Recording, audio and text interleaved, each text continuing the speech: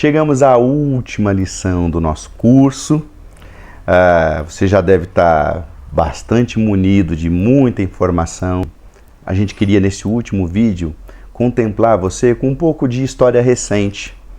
A gente quer falar um pouco sobre a Reforma Protestante e falar também sobre a nossa tradição como batista e também da Igreja Batista Nova.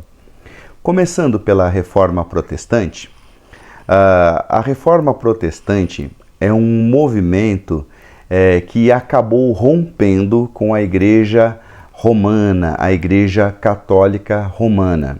Mas como o nome diz, a ideia inicial do movimento era protestar contra Roma.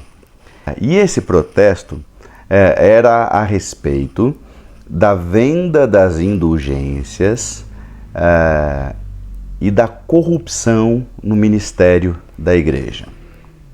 A venda das indulgências era a igreja vender documentos que davam acesso ao céu, então a vender a salvação. Isso era uma indulgência. Então a indulgência seria como algo como perdão para os pecados. Alguém com dinheiro ir lá comprava o perdão dos pecados, negociando com a igreja.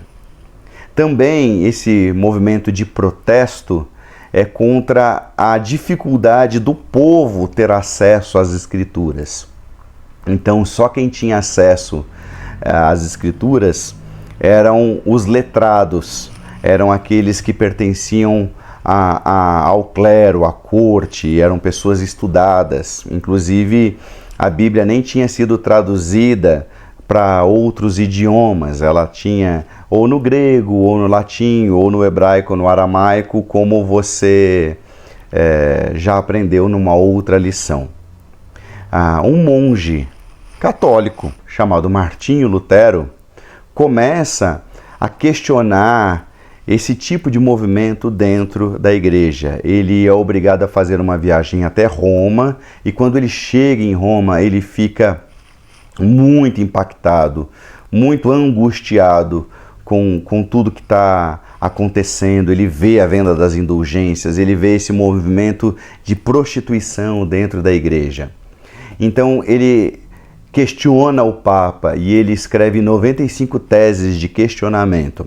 O Papa não aceita seus argumentos e ele escreve essas 95 teses em 1517 e ele prega no castelo de Wittenberg, na Alemanha. E ali começa o que a gente comumente chama de Reforma Protestante, em que há um rompimento. Então Martinho Lutero, por exemplo, é responsável em fazer a primeira tradução da Bíblia para o alemão, que é a sua língua materna, para que outras pessoas tivessem acesso ao texto das Escrituras. E desde então existe um rompimento.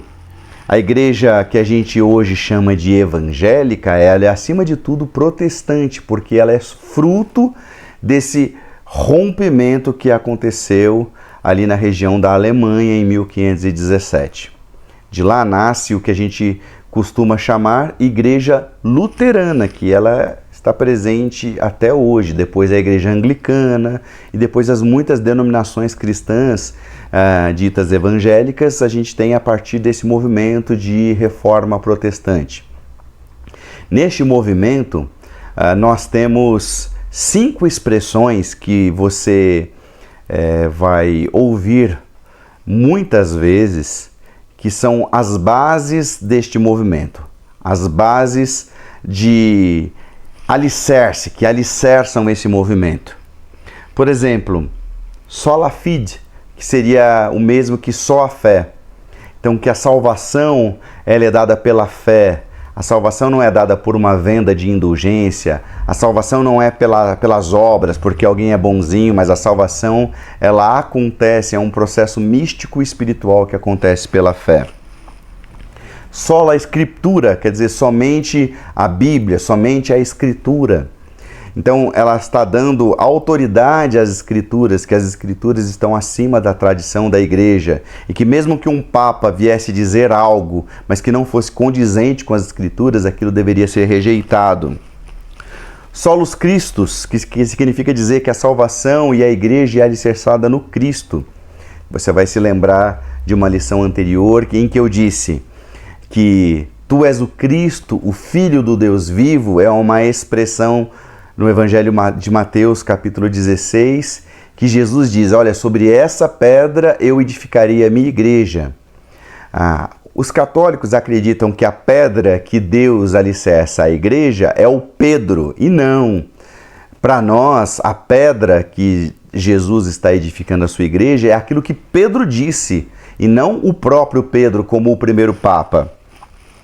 Sola gratia, que o perdão é pela graça, não por obras, mas é algo gracioso vindo da parte de Deus. Uma outra lição é Soli Dei Gloria, que significa a glória pertence a Deus e não a pessoas humanas, não a pessoas que são colocadas na liderança. A glória deve ser sempre de Deus. A glória de Deus manifesta por meio do reino de Deus na igreja. Então, esse é o início do nascimento e a contemplação da reforma protestante. Depois, existem outras igrejas que vão surgindo. Essas igrejas elas ainda estão atreladas ao Estado. Então, em Roma, a igreja continua católica. Na Alemanha, a igreja é luterana. Na Inglaterra, a igreja é anglicana. E um pastor chamado John Smith, ele chega à Holanda e ele é um pastor questionador e junto com alguns amigos ele começa a pensar em uma igreja que não está atrelada ao Estado, a uma igreja laica. E ele é conhecido por batizar pessoas que têm consciência de arrependimento.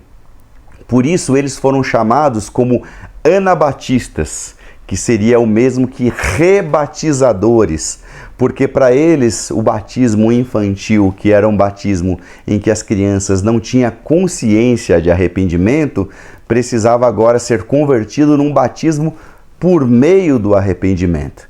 Então, eles começam o movimento anabatista que vem se tornar a Igreja Batista, que o batismo agora é diferente, é o resgate do batismo por imersão, mas acima de tudo um batismo por meio da consciência cristã. E essa consciência, a luta do John Smith pela livre consciência, também é uma livre consciência sem o poder do Estado impondo à igreja o que ela deve ser e o que ela não deve ser. Nesse sentido, os batistas são os precursores da democracia dentro da igreja. Por isso que se fala muito sobre os movimentos democráticos na igreja. E agora a gente vai falar um pouco da história da Inova. A Inova, a Igreja Batista Nova, também é um movimento que surge de um rompimento com outro tipo de estrutura, que é a estrutura religiosa de igreja. Nós, da Inova, tivemos uma experiência diferida com a igreja a nível estrutural e institucional. Então, essa igreja que valoriza mais o CNPJ, que valoriza mais a estrutura do prédio do que pessoas. Eu vivi uma depressão na minha vida pessoal por não saber lidar com esse tipo de estrutura. Era também muito jovem quando precisei pastorear uma igreja com uma estrutura muito rígida. E a Inova, então, nasce desse desejo de ser uma igreja mais leve, menos institucionalizada, menos preso ao CNPJ, menos preso a hierarquias, a política de igreja, um movimento mais orgânico. Não que a gente tenha chego à perfeição, longe disso, a gente reconhece que nós também temos limitações, eu também reconheço as minhas próprias limitações, mas eu diria a vocês que eu não teria estrutura para pastorear uma igreja hoje diferente do que nós queremos ser como Inova, Igreja Batista Nova. Nós estamos tentando inovar o nosso jeito de ser igreja, sendo uma igreja em que as pessoas podem fluir mais livremente. Então, as pessoas podem participar da igreja, de todos os ambientes da igreja, sem serem membros da igreja necessariamente. As pessoas podem participar do Ministério de Música, as pessoas podem participar do coral, as pessoas podem participar de estudos, podem ser convidadas, inclusive, de outros lugares para trazer uma lição aqui, sem necessariamente serem parte da nossa igreja.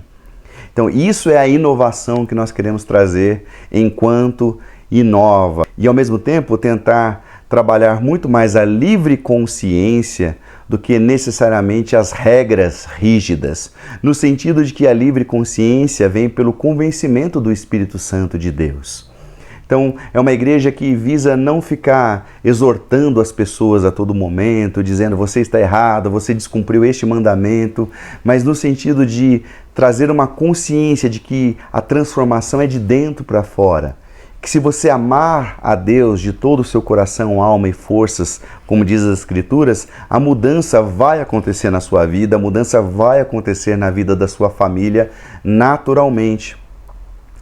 Também que você frequente a nossa comunidade, quer sejam nas células, nos cultos, nas celebrações, nos encontros, por amor e não por obrigação. Mas que esse amor seja tão abundante a te manter conectado, mas não porque alguém te cobrou a estar conectado, mas porque você deseja isso. Voltar ao primeiro amor. Então essa é um pouco da nossa identidade enquanto inova. Eu estive ferido com a instituição, eu estive ferido, entre aspas, com a igreja, porque eu quero fazer distinção entre o que é a igreja instituição e a igreja organismo, a igreja corpo de Cristo. Mas a mesma igreja que feriu hoje tem capacidade de me curar. Estes irmãos me procuraram e me disseram, você é nosso pastor, nós queremos que você continue a cuidar de nós e de nossas famílias. E aí, desde então, eu tenho pastoreado esses irmãos. A nossa igreja já dobrou de tamanho a nível numérico, mas acima de tudo tem sido bom caminhar com esses irmãos e a gente deseja muito que a partir dessa leveza, mas desse comprometimento em amor, que você também deseje ser um de nós. Não porque você é ou não parte do nosso hall de membros, não porque você contribui por obrigação, mas porque você ama Jesus e encontrou um lugar para ser acolhido. A visão que nós temos enquanto comunidade é uma comunidade cristã, quer dizer, o Cristo é o centro da nossa comunidade, acolhedora. Espero que você tenha sido acolhido e que agora você também seja esse abraço de Jesus que acolhe as pessoas, que vive em missão. A missão não é mais parte da nossa vida, a missão é a nossa vida. A gente já entendeu que em todo tempo a gente está em missão e que nós estamos trabalhando a serviço de Deus e do reino de Deus, que vive em missão nas ruas e nas casas. Porque a gente também tem tentado resgatar esse movimento de encontro nas casas, que foi o mesmo movimento que houve lá em Atos dos Apóstolos. Os irmãos se reuniam nas casas com alegria e singeleza de coração, lá em Atos capítulo 2.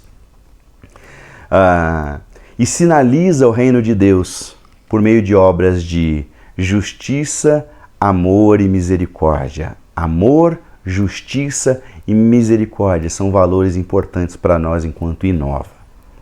Agora que a gente deu essa breve explicação e o que eu gostaria muito de que você se esmerasse mesmo em estudar a respeito da nossa história e de como a igreja chegou até você, que você tenha no seu coração o desejo de participar, não por obrigação, por amor a Jesus e o Evangelho, e que a gente torne este ambiente, não este lugar, porque a igreja não é um lugar, mas esse ambiente, um lugar de cura e libertação para nós e para as outras pessoas que ainda hão de chegar até nós.